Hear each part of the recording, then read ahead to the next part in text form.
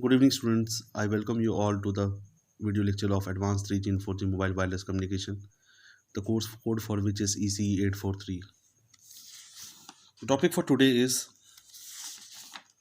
horizontal blast for a MIMO transceiver. So, when we take this figure into account,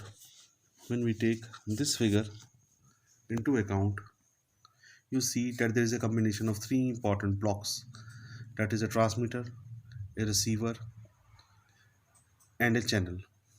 As it is clear from this figure, the data source is being provided to serial to parallel converter, and from the parallel converter it is sent to the coder, and from the coder it is launched through antenna to the channel, where it interacts with the interacting objects, and at last there is a receiver which needs to be intelligent to calculate high quality stream. So the process of this transceiver is called as horizontal blast. So what is the mechanism of horizontal blast? Let us have a deep investigation into it. So when we talk about horizontal blast, it is the simplest mechanism of space-time structures. As we know that demultiplex at a transmitter end, demultiplex data stream into parallel stream and each encoded separately is sent. Each encoded data is transmitted through different transmitting antennas. The channel mixes the data stream and the receiver separate out by successfully nulling and interference subtraction by following these steps.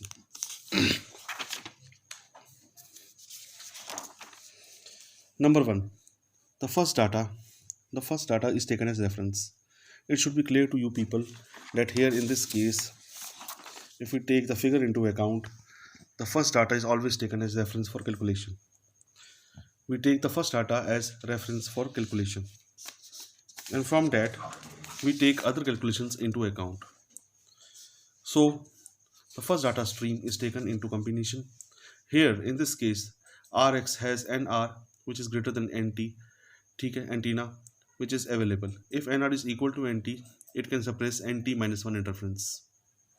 So Rx has more antennas and it can receive the first data stream with a good quality. Now the desired stream is demodulated. The bits are decoded, and now it is recoded and remodulated. It is multiplied with the transfer function of the channel. Which was marked as H, and from the transfer function of the channel we can obtain the contribution of stream 1 made to the received signal. Now we subtract these contribution from signals of different antennas. So we can detect the second data stream. We have NR received signal but N2 minus 2 interference. Using optimum combination, again we can again receive the desired data stream. This process of coding, recoding and then subtraction is followed again and again till the cleanup of signal takes place. So the aim is to receive the signal of better quality.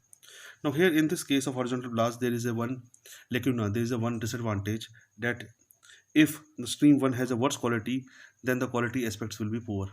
So this is all about the horizontal blast.